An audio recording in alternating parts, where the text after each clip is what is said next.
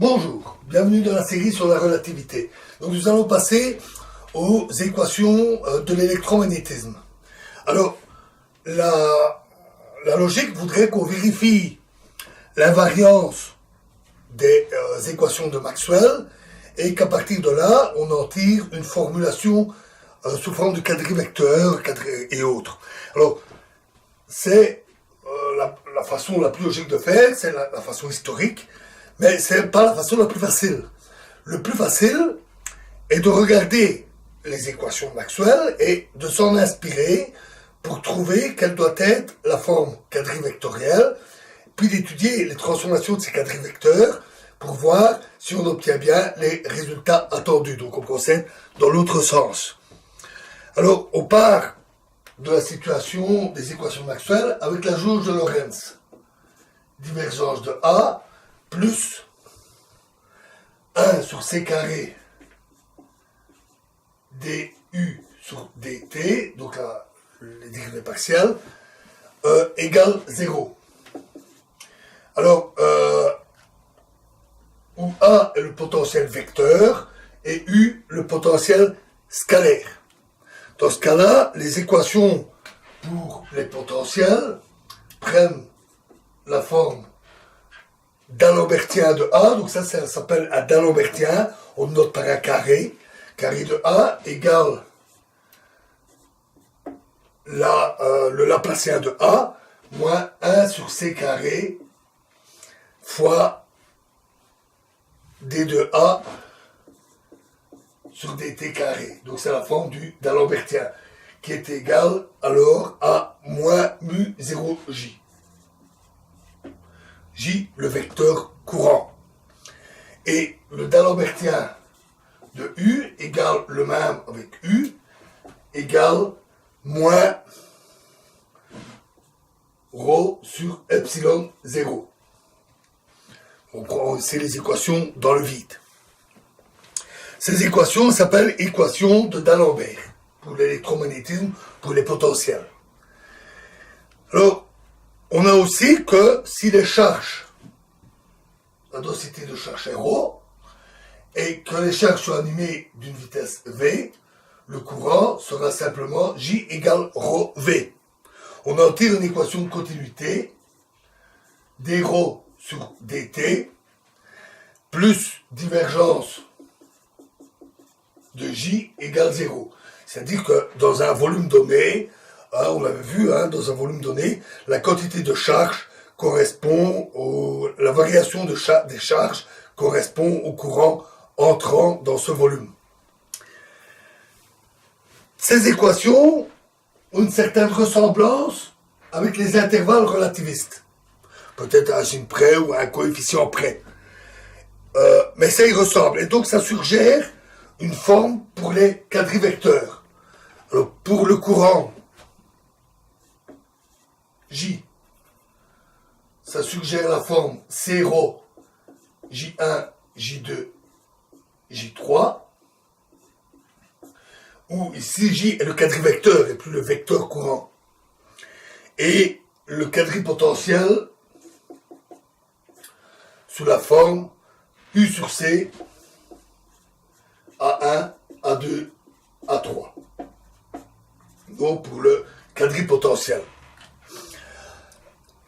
À ce moment-là, les équations deviennent en effet très simples. Le d'Alembertien de A mu est simplement égal à moins mu 0 J mu en composante. La condition de jauge devient simplement divergence de A, le quadripotentiel ici, égale 0. Et l'équation de continuité devient divergence de J, où J est simplement n'est plus le vecteur courant comme ici, mais le quadrivecteur, divergence de J égale 0. Donc c'est des équations très simples. Vérifions si c'est correct. Alors, sous une transformation dans un repère, avec les repères orientés comme habituellement, on a A'1 égale gamma A1 moins,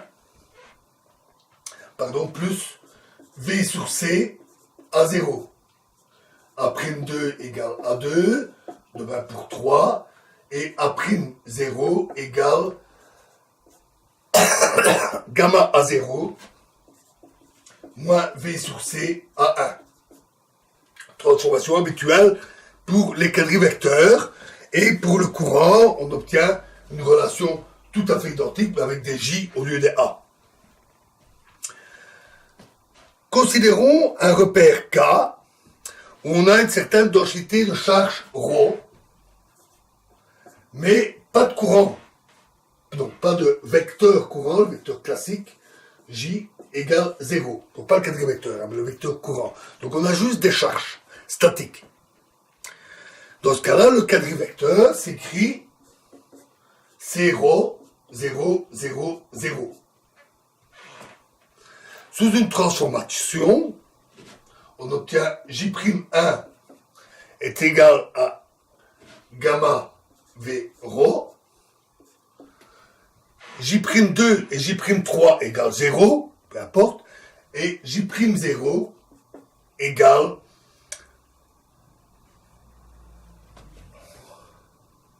gamma C ρ. On sait aussi que le courant J', le quadrivecteur, doit avoir la forme C ρ' et des termes des composantes spatiales. Ça veut dire que ceci doit être égal à C ρ'. Et donc, on obtient que ρ' égale gamma ρ. Et c'est en effet correct, parce que dans le repère K', pour les charges statiques dans K, on observe une contraction des longueurs. Ce qui veut dire que la densité de charge observée dans K' doit être multipliée par le facteur gamma. Et c'est effectivement ce qu'on trouve. De plus, ça nous donne J'1 égale V ρ'. Et donc, dans K', les charges se déplacent à vitesse V, ce qui donne un courant J'1, ce qui est correct. Donc, on obtient les bons résultats. Voyons maintenant pour les champs électriques et magnétiques. Alors, commençons avec un cas simple. Supposons qu'on ait un repère K, dans lequel on ait des charges électriques isolées statiques, comme dans le cas que nous venons de voir. Dans ce cas-là, on aura un champ E qui est constant, qui ne varie pas au cours du temps, mais qui varie en chaque point de l'espace, bien entendu, mais qui ne varie pas au cours du temps, et un champ magnétique nul.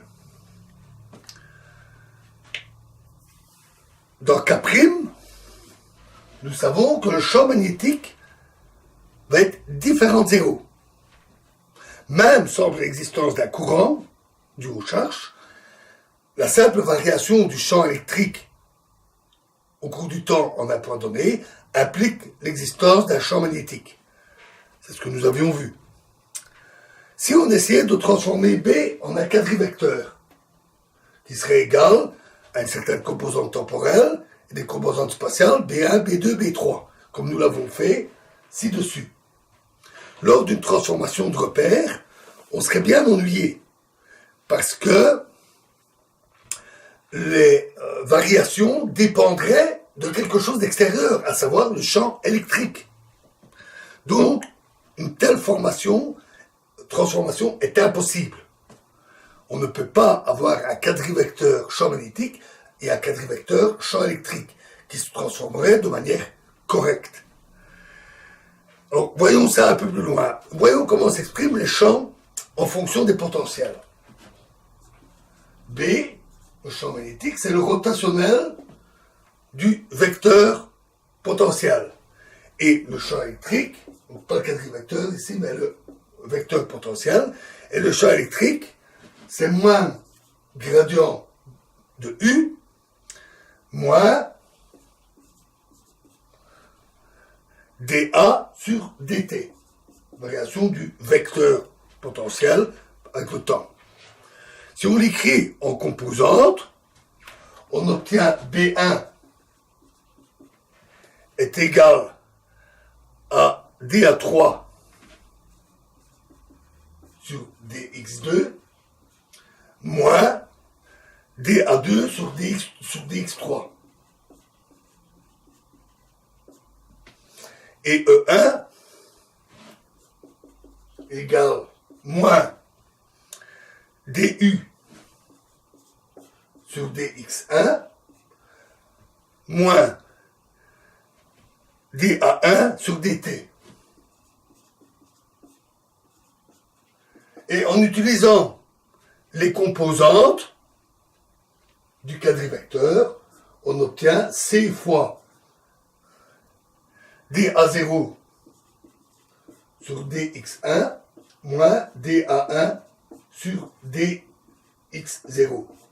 On observe une remarquable symétrie et l'occurrence des différences des termes avec les indices permutés. Donc, ça suggère de considérer les composantes f mu nu avec deux indices qui s'expriment comme C fois dA nu sur dx mu moins dA mu sur dx mu.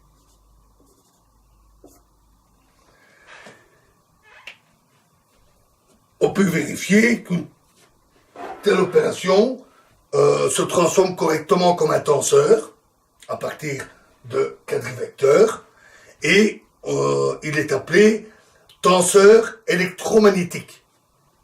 Si on détaille ses composantes,